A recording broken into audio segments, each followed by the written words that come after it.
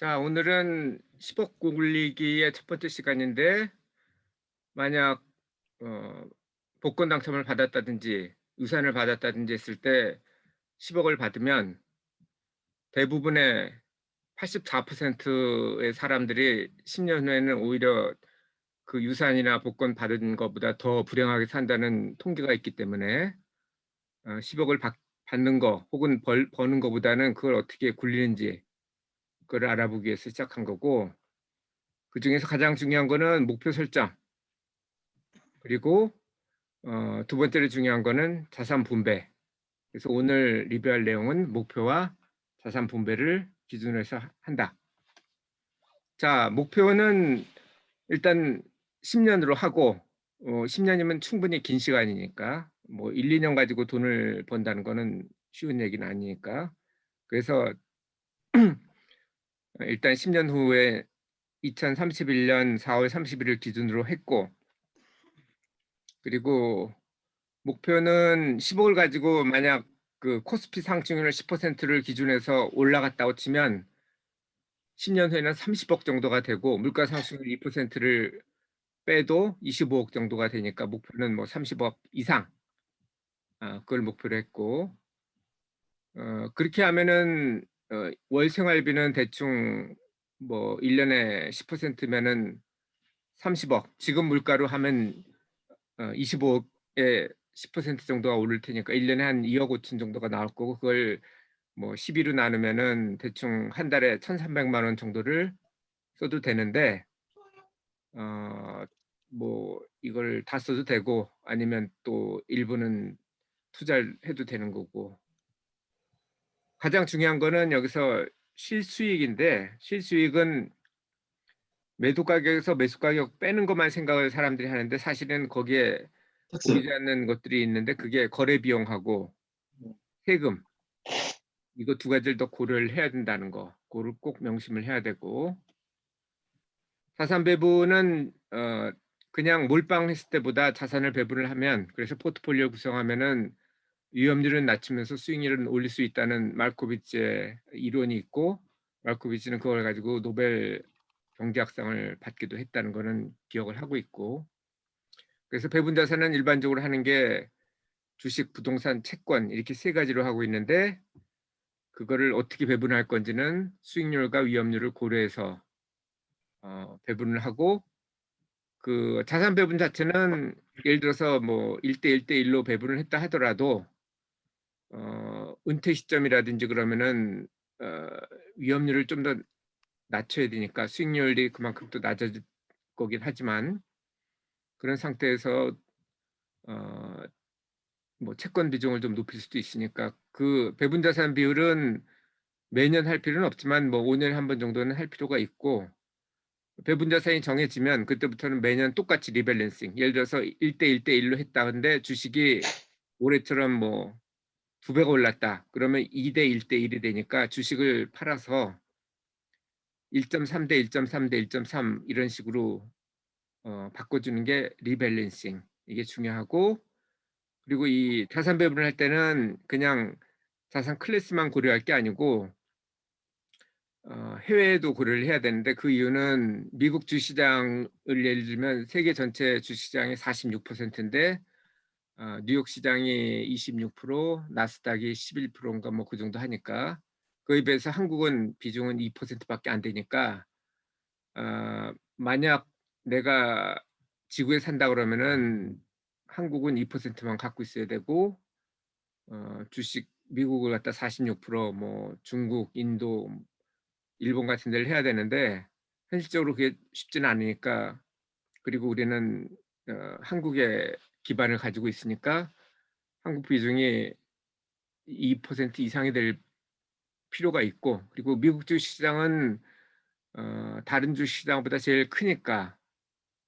좀 다른 데보다 많이 가질 수 있는데, 미국 주시장, 중국 주시장 이런 거는 거래 비용하고 환차손까지 고려를 해서 해야 되고, 참고로 환차손 같은 경우는 IMF 때는 거의 두 배까지 올랐고, 그러니까 원래 1,000원 하던 게 2,000원으로 올라서, 만약 주시장 미국 주시장에 투자를 했었다면은 훨씬 더 어, 이익을 얻을 수 있었고 2008년도에도 50% 그러니까 1,500원까지 올랐으니까 50%까지 환차손을 한국을 가지고 있었다면 세계 기준에서는 환차손이고 반대로 미국 쪽으로 타면 환차 이익이 될 수 있을 거고 그래서 자산 배분은 중요하다라는 것. 그러면 이 주식을 보자면 한국하고 해외 주식을 비교를 하면 한국은 최근 40년 동안 연평균 수익률이 9%, 배당 수익률이 2%에서 11% 정도였고 미국이나 캐나다를 보면 연평균 수익률은 배당 수익률은 둘 다 2% 내외지만 연평균 수익률은 8%, 7%로 이렇게 낮은데 그 이유는 캐나다 같은 경우는 워낙 세금이 많고 한국은 최근에 갑자기 올라서 원래는 미국하고 비슷한 8%가 맞는데 최근에 많이 올라서 9% 정도가 됐고 그런데 이게 계속 지속이 될 건지에 대해서는 생각을 해봐야 되는데 미국하고만 비교를 하자면 미국은 인구가 계속 늘고 있고 이민을 받아가지고 한국은 인구가 줄고 있고 줄어들고 있죠. 두 번째로 경제 성장이 미국은 200년 동안 쭉 성장되는 건데 한국은 200년이 아니고 최근 40년 정도가 성장한 거고 그전에는 세계에서 가장 가난한 나라 중에 하나였고 앞으로도 미국하고 비교해 봤을 때 미국만큼 우리가 많은 인재를 갖고 있는 것도 아니고 왜냐하면 미국은 이민을 받아가지고 세계적인 인재들을 받아들이고 있고 우리나라는 뭐 그런 오히려 세계적인 인재도 한국에 못 들어오고 있는 형편이고 미국에 비해 세계적 인재 미국에 비해서 한국은 엄청나게 세금을 많이 때리고 있어서 지금 한국에는 뭐 삼성전자도 지금 세금을 뭐 12조를 그것도 감옥 속에서 대출 상담 받아가면서 내고 있는데 미국은 그렇지가 않고 내가 만약 삼성전자 사장이면은 본사를 아마 뭐 한국에서 뉴욕으로 옮길지도 몰라. 그리고 세 번째는 규제인데 규제도 미국 같은 경우는 창업 같은 게 잘 돼 있는데 한국은 전혀 그런 게 없어서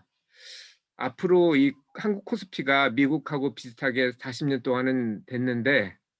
그게 더 지속이 가능할 건지 아닌지는 그건 검토해 봐야 될 상황이고 또 하나는 현재는 국내는 3억 이하는 세금 양도 차익에 대해서 비과세인데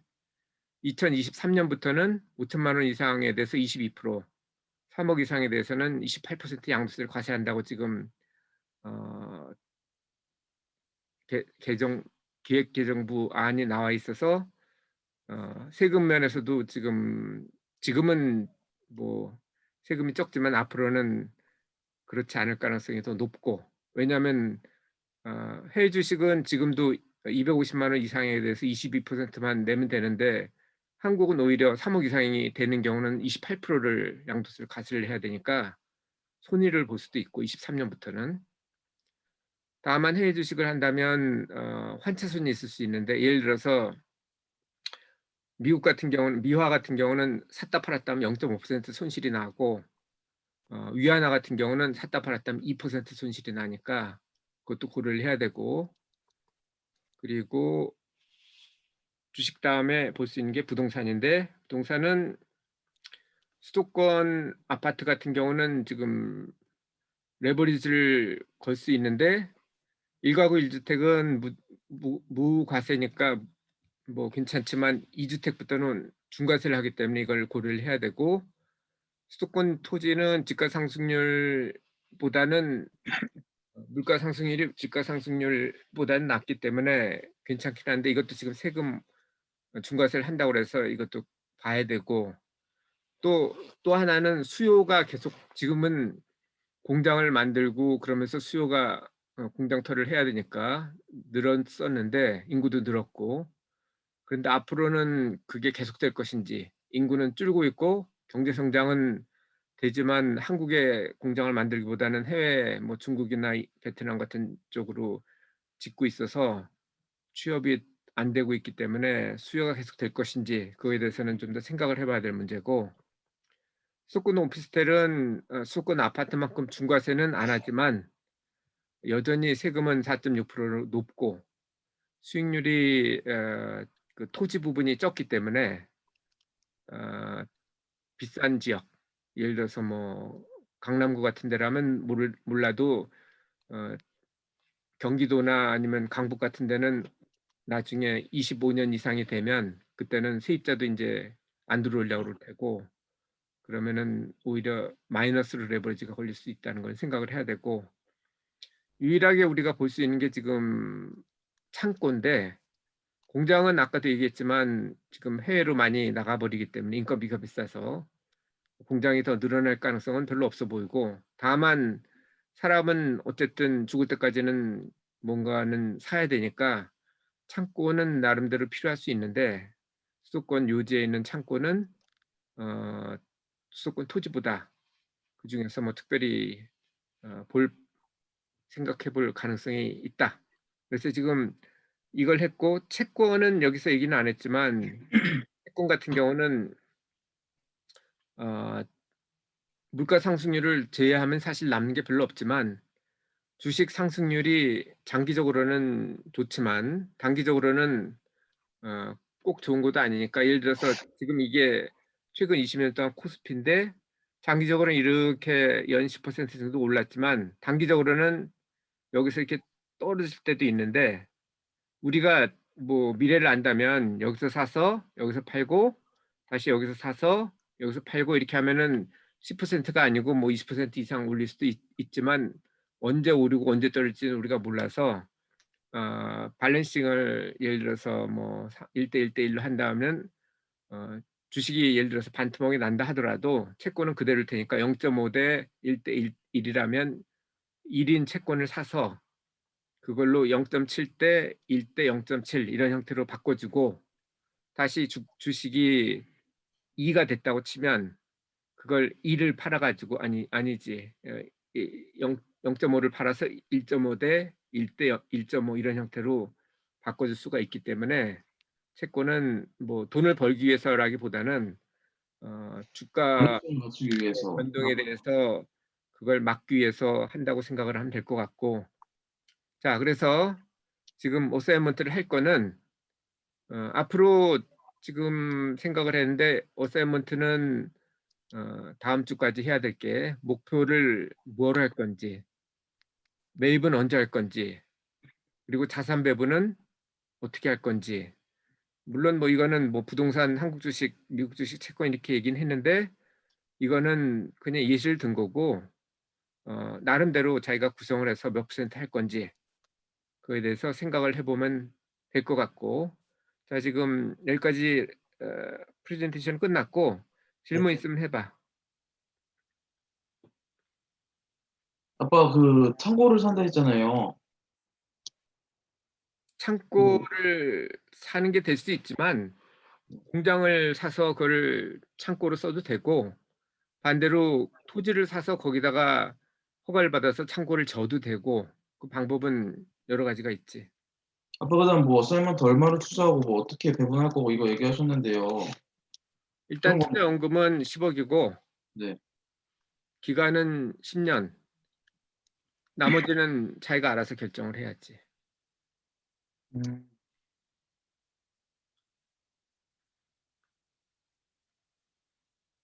질문 없어? 아빠 그러면 주식은 결과적으로 떨어져도 그 리밸런싱 하면서 다 그 싼 가격에 더 들어가는 거네요? 그거는 지금 얘기할 건 아니고, 네. 아 그냥 궁금해서 물어봤던 거예요. 그거는 따로 인제 포트폴리오 구성을 하면, 그러니까 자산 배분을 먼저 결정을 하면, 그럼 그 자산 배분한 거 가지고 예를 들어서 뭐 1 주차, 2 주차에는 주식이라고 치면 주식은 뭐를 얼만큼 살 건지, 뭐 그다음에 뭐 3 주차면 부동산이라고 하면 부동산은 뭐를 어디에 있는 뭐를 살 건지, 네. 세금하고 거래 비용 뭐 이런 거 다 포함해 가지고 그렇게 계산을 해서 그 엑셀 시트로 해서 언제 얼마를, 뭐 예를 들어서 4월 30날 10억이 있었고 현금, 네. 그거를 얼마로 이렇게 나눠서 뭐 1 주차에는 2 주차에는 뭐를 사고 3 주차에는 뭐를 사고 이런 식으로 해서 할 계획이고, 그다음에 벤치마킹 할 거는 4월 30일 기준에서 어 그 코스피 그걸 가지고 연말까지 해서 코스피가 어떻게 되는 건지, 그거보다 높으면 어 뭐 코스피보다 높으면 되는 거고, 코스피가 예를 들어서 마이너스 뭐 30%다 올해는 그럴 가능성은 없겠지만 어쨌든 그렇다면 마이너스 20%가 돼도 벤치마크 이상이니까 잘한 거고, 반대로 코스피가 100%가 올랐는데 뭐 50%가 됐다 그러면은 그럴 때는 좀 아쉽네요.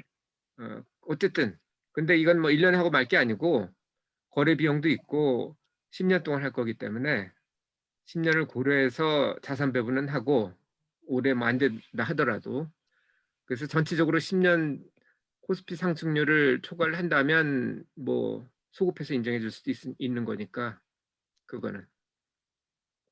아빠 그럼 리밸런싱은 언제 해요?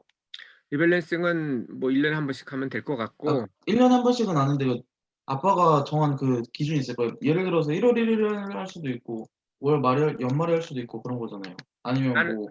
나 같은 경우 연초에 하는데 그 이유는 연초에 연말에 하면 세금을 그 다음에 3월에 내야 되는데 연초에 하면 그 다음 해 3월이니까 1년 정도 세금 낼 돈을 무이자로 돌릴 수가 있기 때문에 연초에 하지.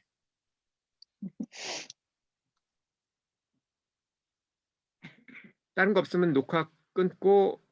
개별적인 질의응답하면 네, 되는데, 녹화 별난 뭐 끊으셔도 질문 있어? 아니요. 얘가 다 했어요.